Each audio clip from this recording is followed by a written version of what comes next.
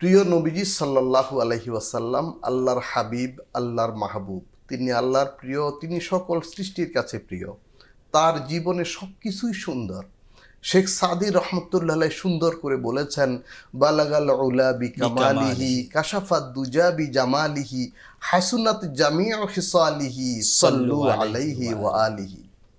উচ্চতায় যিনি ঊর্ধ্বে সবার, তার নূরের ঝলকে কেটেছে আধার, সকল কিছুই সুন্দর তার, দুরুদ তাঁকেও তার পরিবার।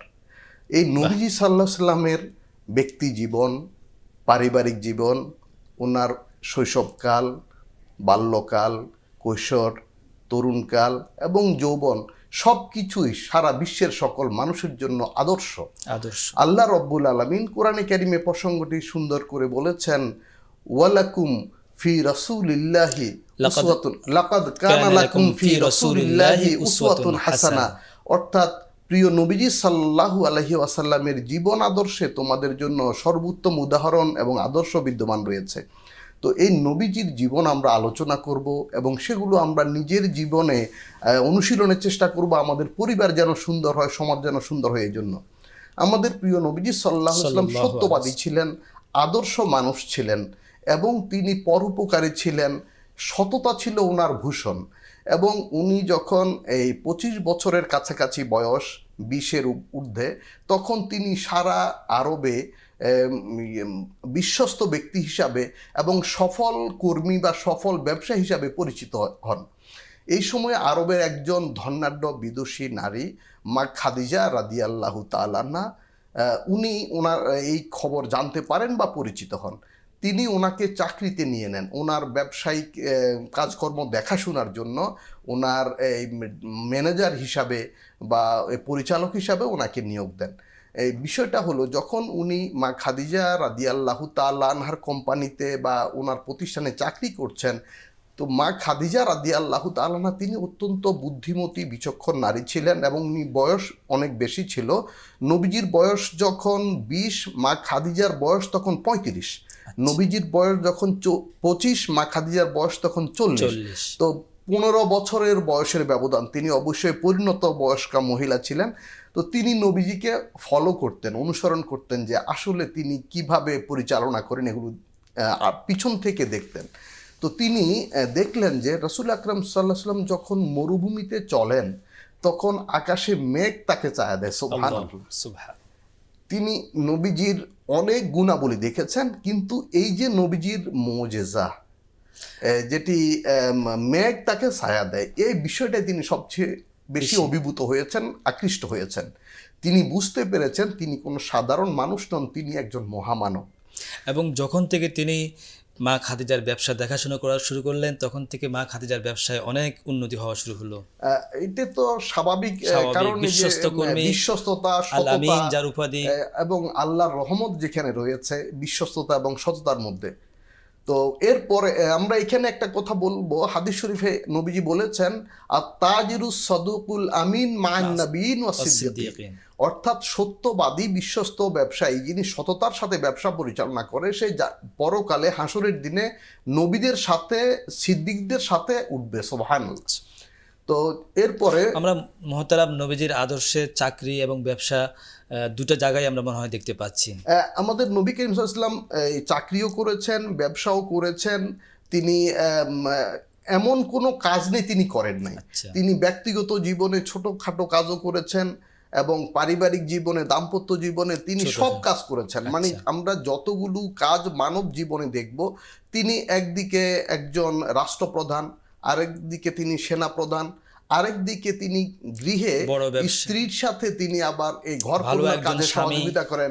তিনি একজন ভালো স্বামী, তিনি একজন আদর্শ পিতা, তিনি একজন আদর্শ জামাতা, তিনি একজন আদর্শ বন্ধু। অর্থাৎ সকল দিক থেকে তিনি আদর্শ। তো খাদিজা রাদিয়াল্লাহু তাআলা আনহা নবীজির গুণমুগ্ধ হয়ে তিনি ওনার একটা চাকরানি ছিল, তার মাধ্যমে বিয়ের প্রস্তাবটা নবীজির কাছে পাঠালেন। রাসূল আকরাম সাল্লাল্লাহু আলাইহি ওয়াসাল্লাম অত্যন্ত আদর্শবান, বিশ্বের জন্য যেহেতু মডেল, তিনি ওনার চাচার কাছে, চাচা আবু তালেবের কাছে এটি রেফার করলেন। তো চাচা আবু তালেব অত্যন্ত খুশি হলেন এই প্রস্তাবে, যেহেতু এরকম বিদুষী নারী এবং সম্ভ্রান্ত ফ্যামিলি, সম্ভ্রান্ত ধনাঢ্য সব মিলিয়ে তিনি রাজি হলেন, এবং এই চাচার এই মধ্যস্থতায় এই বিয়েটি সম্পন্ন হয়। এবং যখন এই বিয়েটি হয় তখন নবীজির বয়স হলো 25 বছর এবং মা খাদিজার বয়স হলো 40 বছর। এবং মা খাদিজা রাদিয়াল্লাহু তাআলা আনহা ইতিমধ্যে কিন্তু ওনার দুটি বিয়ে হয়েছে। সেই দুইজনও স্বামী খুবই সম্ভ্রান্ত ছিল, ধনী ছিল, এবং তারা মৃত্যুবরণ করেছিলেন। এবং মা খাদিজা, এটি আল্লাহর ইচ্ছা, আল্লাহ পাক এভাবে করবেন, এই জন্য উনি কিন্তু স্বামীদের ধন সম্পদও পেয়েছেন। এবং ওই দুই ঘরেও কিন্তু মা খাদিজার সন্তান হয়েছিল। আসলে আল্লাহ রব্বুল আলামিন এটি করবেন, আল্লাহরই পরিকল্পনা। এবং রাসূল আকরাম সাল্লাল্লাহু আলাইহি ওয়াসাল্লাম এই 25 বছর বয়স থেকে 52 বছর বয়স পর্যন্ত এই দীর্ঘ 27 বছর ব্যাপী মা খাদিজাকে নিয়ে দাম্পত্য জীবন পার করেছেন। এবং এই ঘরে ওনার 7 জন সন্তান হয়েছে, এবং সেই সন্তানদের মধ্যে 4 জন কন্যা, 3 জন হলো পুত্র। কন্যাদের মধ্যে সবচেয়ে বড় তিনি হলেন জয়নাব, তারপরে রোকাইয়া, তারপরে উম্মে কুলসুম, এবং সর্বশেষ ফাতেমা রাদিয়াল্লাহু তাআলা আনহা। এবং ছেলেদের মধ্যে প্রথম সবচেয়ে বড় নাম ছিল কাসেম, তারপরে তাহের এবং তৈয়ব। আর এই কাসেম হওয়ার কারণেই ওনার সন্তান, ওনাকে আবুল কাসেম কুনিয়াত বা উপাধিতে ভূষিত করা হয়েছে, ওনাকে আবুল কাসেম বলা হয়। নবীজির দাম্পত্য জীবন যখন আলোচনা করি তাহলে আমরা একটু পিছনে তাকাতে পারি, ইতিহাসের পিছনে যদি আমরা তাকাই, পৃথিবীর যে মানব সভ্যতার আদি উৎস কিন্তু এই দাম্পত্য জীবন দিয়ে, মানে পরিবারের প্রধান 2 জন সদস্য স্বামী এবং স্ত্রী, যেটি বাবা আদম এবং মা হাওয়া থেকে শুরু হয়েছে, এবং এইভাবেই সমাজে মানব সভ্যতার বিস্তার ঘটেছে। তো রাসূল আকরাম সাল্লাল্লাহু আলাইহি ওয়াসাল্লাম আদর্শ দাম্পত্য জীবন যাপন করেছেন। মা খাদিজা যেমন মহিয়সী একজন নারী ছিলেন, আরবের শ্রেষ্ঠ নারী ছিলেন, সম্ভ্রান্ত নারী ছিলেন, নবী করিম সাল্লাল্লাহু আলাইহি ওয়াসাল্লাম সর্বকালের শ্রেষ্ঠ মহামানব ছিলেন। এবং তিনি যখন এই সময়টাতে 27 বছর দাম্পত্য জীবন পালন করেছেন, ওনার 7 জন সন্তান হয়েছে, মা খাদিজা ওনাকে বিভিন্ন কাজে সহযোগিতা করেছেন, এবং নবী করিম সাল্লাল্লাহু আলাইহি ওয়াসাল্লাম মা খাদিজাকে বিভিন্নভাবে সহযোগিতা করেছেন। আমরা দেখি যে রাসূল আকরাম সাল্লাল্লাহু আলাইহি ওয়াসাল্লামের জীবনে, ওনার এই পারিবারিক জীবনে, দাম্পত্য জীবনে এবং নবুয়তের জীবনে সকল ক্ষেত্রে মা খাদিজা রাদিয়াল্লাহু তাআলা আনহা অত্যন্ত বড় সহায়ক শক্তি ছিলেন। এবং নবীজির জীবনে 2টি বড় শক্তি সহায়তা করেছে, ভিতর থেকে মা খাদিজা রাদিয়াল্লাহু তাআলা আনহা এবং বাহির থেকে আবু তালেব। আর আমরা, এবং নবীজি সাল্লাল্লাহু আলাইহি ওয়াসাল্লাম এই প্রসঙ্গটি বলেছেন যে আমি সকলের ঋণ শোধ করেছি 2 জনের ছাড়া। একজন হলেন খাদিজা রাদিয়াল্লাহু তাআলা আনহা, আরেকজন হলেন আবু বকর সিদ্দিক রাদিয়াল্লাহু তাআলা। তো নবীজি যখন ওনার বয়স 35, তখন তিনি তো সমাজে পরিচিত, প্রতিষ্ঠিত, এবং তিনি খুবই সমাজ সেবার কাজে, সমাজ উন্নয়ন কাজে, মানব সেবার কাজে তখন নিবেদিত। তো ওই সময় তিনি এই সমাজের প্রচলিত রীতিনীতিগুলো তিনি অনেকগুলোই উনি দেখলেন যেগুলো সঠিক নয়, এবং তিনি নিজের মতো এগুলো পরিবর্তনের চেষ্টা করলেন, কিন্তু তিনি কুলিয়ে উঠতে পারছিলেন না। তিনি আল্লাহর শরণাপন্ন হলেন, তিনি গারে হেরাতে যাতায়াত শুরু করলেন, এবং তিনি বুঝতে পারলেন যে এই সমাজে যে সমস্ত বিষয়গুলো চলছে সেগুলোর থেকে মুক্তি দরকার। মানব জাতিকে মুক্তি করতে তিনি ধ্যানে বসা শুরু করলেন গারে হেরাতে।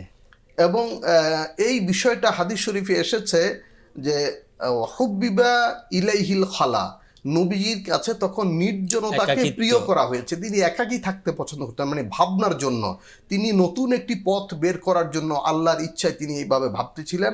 আল্লাহ রব্বুল আলামিন তাকে গারে হেরায় নিয়ে গেলেন, এবং সেই গারে হেরা, যেটি জাবালের নূর নামে পরিচিত, মানে আলোর পাহাড়, মক্কা শরীফে কাবাঘর থেকে 3 কিলোমিটার দক্ষিণ দিকে, উচ্চতায় কম বেশি এটি 2600 মিটার বা 3000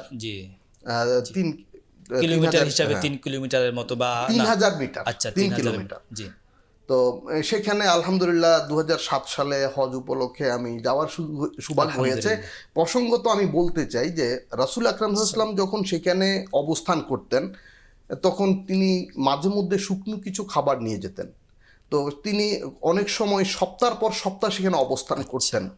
এই সময়টাতে মা খাদিজা রাদিয়াল্লাহু তাআলা আনহা নবীজির জন্য পানীয় এবং খাবার নিয়ে যেতেন। মজার ব্যাপার হলো আজকে এই 2000 সালে এসেও আমরা এখন আমাদের মতো একেবারে তরুণ যুবকরাও কিন্তু উঠতে আমাদের মানে খুবই কষ্ট হয়েছে। সেখানে অনেক সুযোগ সুবিধা করেছে, আমি মোহতারাম এটার চেষ্টা করেছি কিন্তু পারিনি। তো এবং আমরা অর্ধেক পথে গিয়ে থেমে থেমে একটু বিরতি দিয়ে আমরা উঠেছি, তারপরও কষ্ট হচ্ছে। কিন্তু আজ থেকে 1500 বছর আগে যেখানে কোনো রকমের সুযোগ সুবিধা ছিল না, কোনো ব্যবস্থা ছিল না, এবং অনেক উঁচু এটি খাড়া পাহাড় আপনি দেখেছেন, তো মা খাদিজা রাদিয়াল্লাহু তাআলা আনহা নবীজির জন্য খাবার নিয়ে যেতেন। উনার সেখানে বয়স কিন্তু তখন কম না, অনেক বেশি, উনার বয়স তখন 55 বা 60-এর কাছাকাছি। 60-এর কাছাকাছি।